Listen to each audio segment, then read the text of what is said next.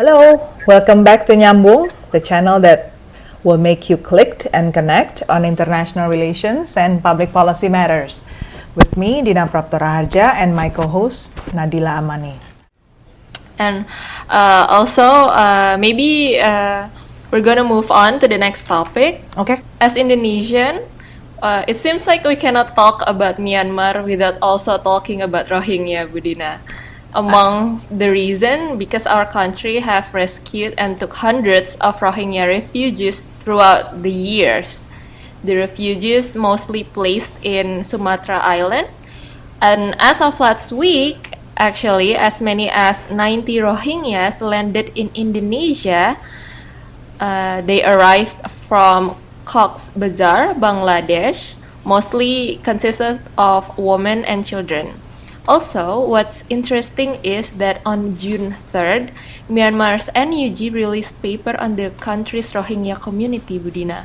Even though the language is somewhat non-specific, could this be the sparking light indicating the end of the tunnel regarding Rohingya's matter to the Myanmar, Budina? All right, about Rohingya.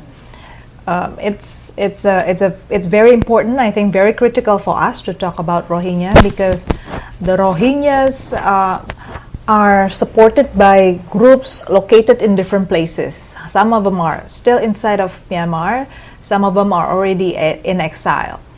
From what I observe, the Rohingyas are divided. Different groups, they have different capacity of mobilizing support for the Rohingyas.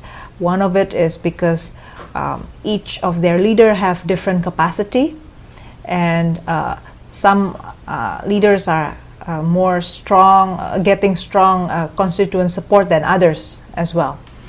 And interestingly, because there are groups of Rohingya, not all of them are already meeting with NUG yet. So one of the stronger groups is Arakan Rohingya National Organizations, or ARNO. Not only because they have influential organizations, they're also armed, and they also participate in election as registered political parties. In answering how the NUG respond to the Rohingya issue, I would like to cite their statement. I think it's important for the listener to hear the policy position of the National Unity Government on the Rohingya. Okay. They call the policy statement as policy position on the Rohingya in Rakhine State. Very particular. I think it's very particular. It's not about Rohingya people, it's about Rohingya in Rakhine State. Okay, that's the first note just on the title. And then it started off with some statements about in honor of human rights and human dignity, and also to eradicate conflicts and root causes in the Union. The National Unity Government aims to build a prosperous and federal democratic union where all ethnic groups belonging to the union can live together peacefully. Next, it says everyone in the union has full enjoyment and fundamental human rights. All ethnic groups who are native to the union have full enjoyment of individual rights held by individual people. All citizens who swear allegiance to the Union, regardless of their ethnic origins, are considered to have full enjoyment of citizens' rights. So, they're already mentioning two preconditions for people to enjoy fundamental human rights.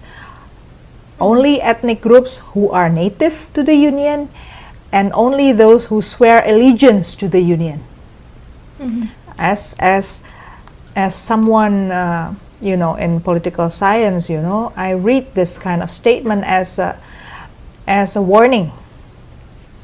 As a warning. It doesn't actually see people as people, but they see they put some condition before the state, or at this point the national unity government, would like to treat them. Next, in their statement, they also mention about the constitution.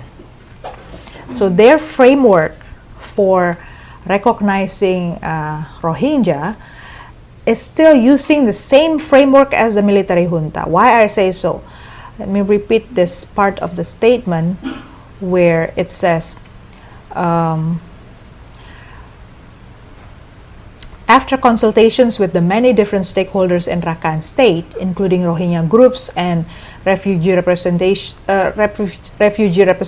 from the IDP camps, the NUG here makes clear how it will seek to apply these principles for the good of all in the Rakhine State.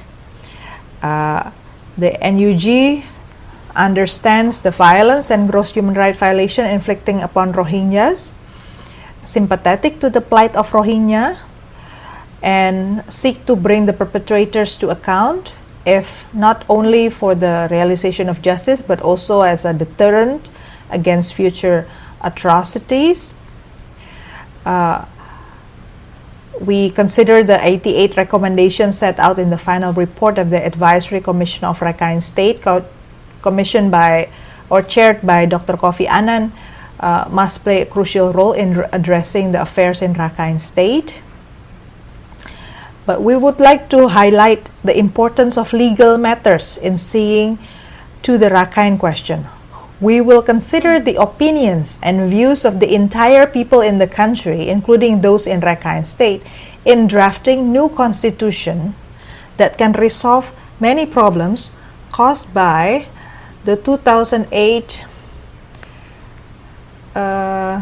Constitution. The view and insights of all can contribute to this process. The process of repealing, amending, and promulgating law, including the 1982 citizenship law, will be beneficial in resolving the conflict. We commit to abolish the process of national verification cards. We affirm the agreements by the neighboring countries for repatriation process, and then basically we invite Rohingyas to join hands with us and with others to participate in the spring of revolution. Now notice that when the legal framework that they want to use is to replace what the 1982 law is currently still exists in Myanmar. So it doesn't want to just revoke, but replace with something else. And the something else will be based on how the other members of citizens look into the issue. I don't know what the word, all these complicated words they're using would mean, but I would imagine something like either a referendum of some sort, or a survey of some sort of how the rest of ethnic groups will accept Rohingya, which I think, again, back to the viewpoints or the way of thinking as ethnicities, which has been very destructive for Myanmar. Can the NUG realize this? That if they continue the mindset of Tatmadaw in their administration, they would be doomed to repeat the same problem in the future. They would be another set of junta in the future. Why? Because they continue to hide behind the procedure of making other people, sort of voice concerns, and when there's one group disagree about the presence of the other group, then there's no rights for that group to exist. But the fact of the matter is, these individuals, these people, the Rohingyas, they've been there for centuries. Just forget about whether they are native or not native. we all know it's a politicized issue. We all know that the Rohingyas are receiving unfair treatments and statements and all. And don't forget as well, inside of Myanmar, 2/3 of the population is Bamar. And the Bamar has for years exposed to the idea that Rohingyas people are non-productive, are violent, are having negative traits that make them don't deserve to be called Myanmar people. So how can you end this division? Can you end this violations against human being? It's humankind. They are not part of Bangladesh, as they keep saying. This Rohingyas are Bangladeshi people. They are not. They have lived for years inside of Myanmar. Can they realize it? So, Nadila, I think it's still a very long and dragging concern, about Myanmar at this point. To me, so long as the issue of Rohingya is still mistreated by the leadership inside of Myanmar, by the Tatmadaw and by the NUG, same dragging time bomb would live inside of Myanmar. It's just waiting to happen. They need to change the mindset, regardless of what happened in ASEAN, what happened in the UN, as some of these activists are saying. They condemn. Yeah, sure, you can condemn these organizations, but first and foremost, it's something needs to be changed inside of Myanmar in order to make all this assistance, all this help coming from external parties have positive impact for Myanmaris. Yeah, it seems like if the pro-democrats want to move again, like there needs to be like a radical solution, right, Budina? Because the problem is so rooted and systematic, it seems like. Yeah. Mm-hmm. And I guess not one on other note, because of this dragging violence inside of Myanmar, and that different groups are now trying to arm themselves just to defend their security for their houses and their village. The unforeseen problem that we may see is that some countries, external countries from outside of Myanmar, will try to will try to develop special linkage with certain province and township and leader, which is a bad sign, because this would worsen fragmentation inside of Myanmar and really splits Myanmar apart into little groups of armed personnel, armed civilians, and then who knows where the weapons come from, and they would work for whatever issue. So more and more Myanmar looks like a failed state already.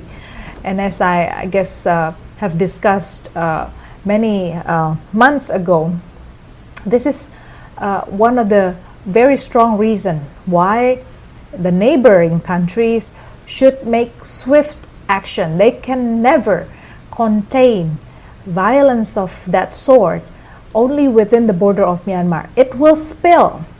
There's no way that people would stay inside of the border under such circumstance. The problem would spill over to the neighboring countries.